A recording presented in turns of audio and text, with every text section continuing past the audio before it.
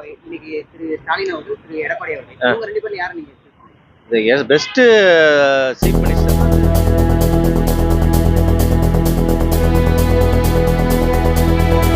சீமான் அவர்கள், திரு விஜய் அவர்கள். இவங்க 2 பேர்ல யார கண்டிப்பா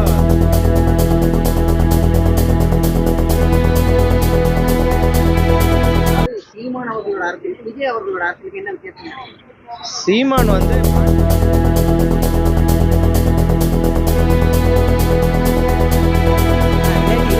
யாருக்கு வெற்றி வாய்ப்பு இருக்குதா நினைக்கிறீங்க சார்? இப்போது நார்மலாக மக்கள் வந்து ஒரு பழைய ஆட்சி இந்த ஆட்சி கம்பேர் பண்ணி பார்க்குறாங்க.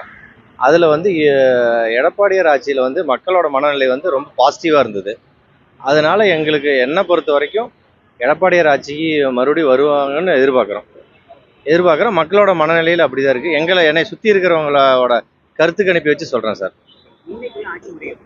இன்னைக்குள்ள ஆட்சி முறை வந்து இந்த சட்டம் ஒழுங்கு கொஞ்சம் பிரச்சனையாக இருக்குது சார். அதை இவங்க கொஞ்சம் சீரியஸ் ஆக்ஷன் எடுக்கணும். ப்ளஸ் அந்த டாஸ்மார்க் விஷயத்தில் விஜய் பாட்டு பாடினார், அந்த மாதிரி விஷயங்கள் நிறைய நடக்குது. ஓப்பனாக மக்களுக்கு எல்லாத்துக்கும் தெரியுது. யார் அரசு மதுபான கடையில் போய் மதுபானம் வாங்கினாலும் அவங்களுக்கு எக்ஸ்ட்ரா சார்ஜ் பண்ணுறாங்க. அந்த மாதிரி விஷயங்கள் நடக்குது. அதெல்லாம் கொஞ்சம் இந்த தவறையெல்லாம் கொஞ்சம் மாற்றிக்கணும்னு மக்கள் நினைக்கிறாங்க. விஜயோட அரசியல் வந்து கணிக்க முடியாது சார். இனிமேல் வந்து அவர் ஃபீல்டில் எப்படி ஒர்க் பண்ணுறாரு அப்படிங்கிறது தான். இப்போ இருக்கிற சிஎம் திரு ஸ்டாலின் அவர்களோட ஆட்சியில் பார்த்தீங்கன்னா ஒரு சில ஸ்கீமெல்லாம் சொல்லலாம், லிஸ்ட் ஆஃப் ஸ்கீம்ஸ் எல்லாம் சொல்லலாம். இதுக்கு முன்னாடி இருந்த பழைய சிஎம் திரு பழனிசாமி அவர்களோட ஆட்சியில் பார்த்தீங்கன்னா நிறைய ஸ்கீம் இருக்குது. டெல்டா மாவட்டத்தை வந்து வேளாண் மண்டலமாக்குனது, அந்த மாதிரி நிறைய ஸ்கீம் இருக்குது. விஜய் வந்து என்ன பண்ண போகிறாங்கிறதுக்கு வந்து எது எக்ஸாம்பிளும் கிடையாது. ஃபீல்டில் வந்து ஒர்க் பண்ணி அவரோட ஸ்டாண்ட் என்னன்னு காமிச்சாதான் மக்களுக்கு தெரியும். அது வந்து ஃபஸ்ட்டு சொல்லணும். அதை ப்ரூவ் பண்ணணும் மக்கள் மத்தியில். அதை எந்த மாதிரி நாங்கள் செய்ய போகிறோன்னு சொல்லி அதை மக்களுக்கு வந்து அது சொன்னாதான் தெரியும். சீமான அரசியலால் வந்து இயற்கை சார்ந்து மண்வளம் சார்ந்து இந்த மாதிரி பண்ணுறாரு. அது எந்த அளவுக்கு சாத்தியங்கிறது எனக்கு தெரியாது சார். விஜய் மாதிரியே தான் அன்டெஸ்டட் பொலிட்டீஷியன் தான் அவர். இன்னும் அவர் வந்து அவருக்கு சின்ன ஒரு பொறுப்பு கூட வரல. அந்த பொறுப்பு வந்ததுக்கப்புறம் அவர் எப்படி அந்த அரசியலில் அந்த பொறுப்பை வந்து எப்படி செய்ய போகிறாரு அப்படிங்கிறது ஒரு அன்டெஸ்டட் பொலிட்டீஷியனாக தான் இருக்கார்.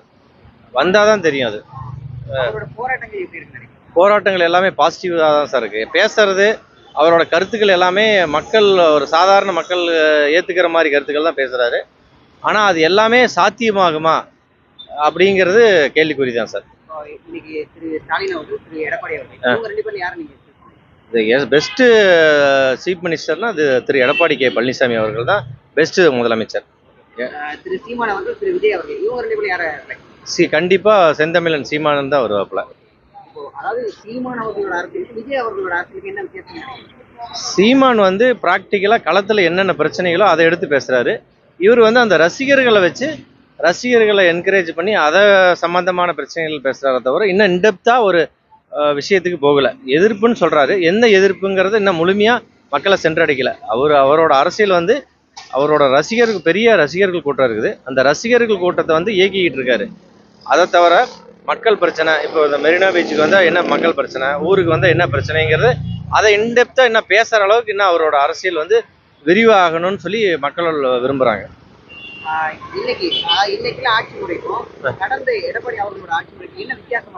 சட்டம் ஒழுங்கு தான் சார் மெயின்.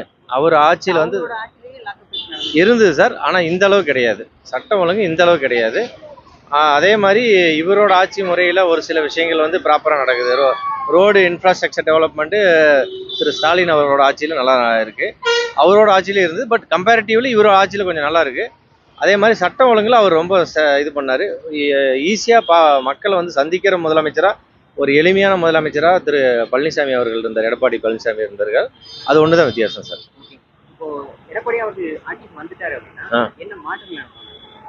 ஃபஸ்ட்டு ப்ரியாரிட்டி சட்டம் ஒழுங்கு கொடுப்பாரு சார். அதுதான் இப்போ மக்களால் எதிர்பார்க்கப்பட வேண்டிய விஷயங்கள். சட்டம் ஒழுங்கு ப்ளஸ் கல்வி முறையில் நிறைய மாற்றங்கள் கொண்டுட்டு வரணும் சார். ப்ளஸ்ஸு இன்ஃப்ராஸ்ட்ரக்சர் டெவலப்மெண்ட்டு, இதெல்லாம் தான் சார் மெயின்.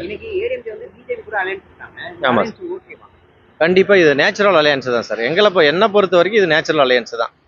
ரெண்டு பேருமே ஒரு பாசிட்டிவ் வைப்பில் இருக்கிறவங்க. சென்ட்ரல் கவர்மெண்ட் ஸ்டேட் கவர்மெண்ட் ரெண்டும் ஆளுங்கட்சியாக இருந்ததுன்னா ஒரு டபுள் இன்ஜின் இதுன்னு சொல்லுவாங்க, அது வந்து ஈஸியாக டெவலப் பண்ணுறதுக்கு ஒரு சப்போர்ட்டிவாக இருக்கும்.